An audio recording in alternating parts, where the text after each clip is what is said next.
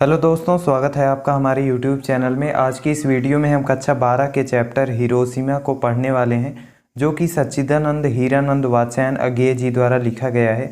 इसकी हम संपूर्ण हिंदी व्याख्या देखेंगे। तो हिरोशिमा चैप्टर में प्रयोगवाद के प्रवर्तक आधुनिक कवि अज्ञेय की प्रसिद्ध कृति सुनहले शैवाल से यह कविता संकलित है। और इस कविता में उस भीषण नरसंहार और विनाश का चित्रण किया गया है जो द्वितीय विश्व युद्ध के अंत में अमेरिका द्वारा जापान के नागासाकी और हिरोशिमा नामक दो शहरों पर परमाणु बम गिराने के परिणाम स्वरूप हुआ था। तो चलिए देखते हैं।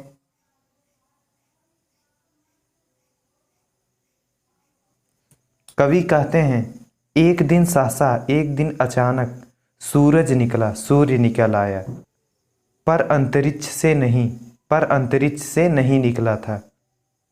नगर के चौराहे पर निकला था। धूप बरसी और धूप बरसने लगी। अरे क्षितिज पर नहीं, लेकिन वह क्षितिज से नहीं बरस रही थी। एक बार फिर से इन पंक्तियों को देखते हैं।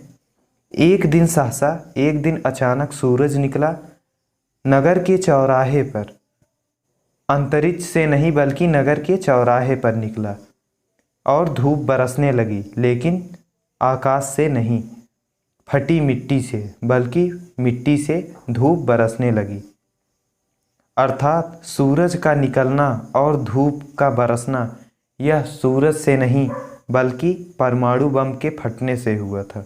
अर्थात फटी मिट्टी से, अर्थात परमाणु बम के फटने से हुआ था। छायाएं मानव जन की दिशाहीन, मानव जीवन की जो छायाएं थी वो दिशाहीन हो करके सब ओर पड़ी, चारों ओर पड़ी हुई थी। वह सूरज नहीं उगा था पूरब में, क्योंकि वह जो सूरज था वह पूर्व दिशा से नहीं उगा था। वह बरसा सहसा, वह अचानक बरस पड़ा था बीचों बीच नगर के बीचों बीच बरस गया था। अर्थात परमाणु बम का विस्फोट हो गया था। एक बार फिर से इसकी व्याख्या देखते हैं कि मानव जीवन की छायाएं दिशाहीन होकर के चारों ओर पड़ी हुई थी, क्योंकि वह सूरज पूरब में से नहीं उगा हुआ था, बल्कि वह अचानक बीचों बीच नगर के बीचों बीच बरसा हुआ था।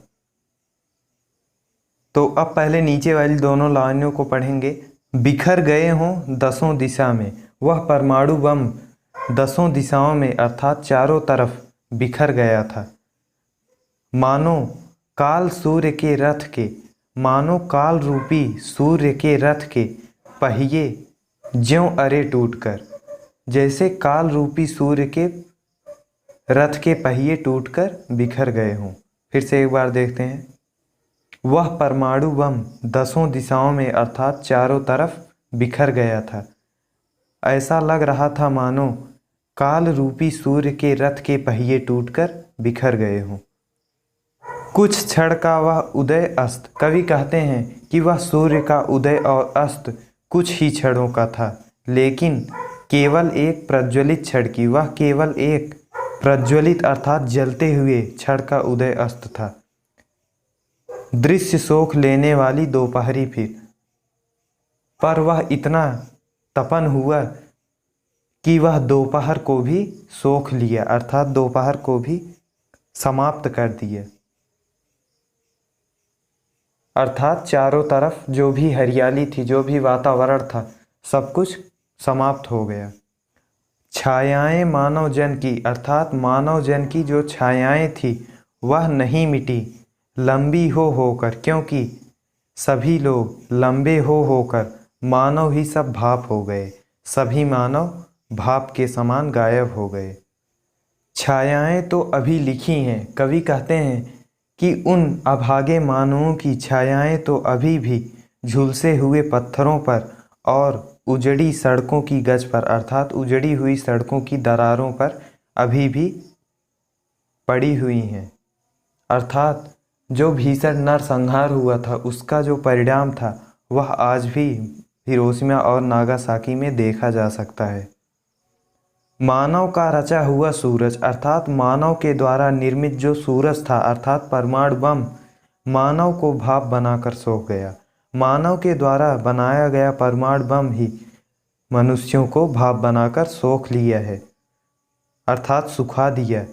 पत्थर पर लिखी हुई जली हुई छाया मानव की साखी है और मानवों की इन पत्थरों पर जो जली हुई छाया है, जो पत्थरों पर बनी हुई जली हुई छाया है मानवों की, वह इसकी साखी है अर्थात वह इसकी साक्षी है कि एक मनुष्य ही दूसरे मनुष्य के विनाश का कारण है।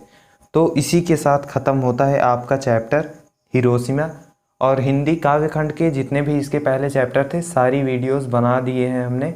आपको प्लेलिस्ट की लिंक डिस्क्रिप्शन में मिल जाएगी, वहाँ से आप किसी भी चैप्टर की हिंदी व्याख्या देख सकते हो। Thanks for watching. वीडियो पसंद आया हो तो वीडियो को लाइक ज़रूर कर दीजिएगा और चैनल को सब्सक्राइब कर दीजिएगा।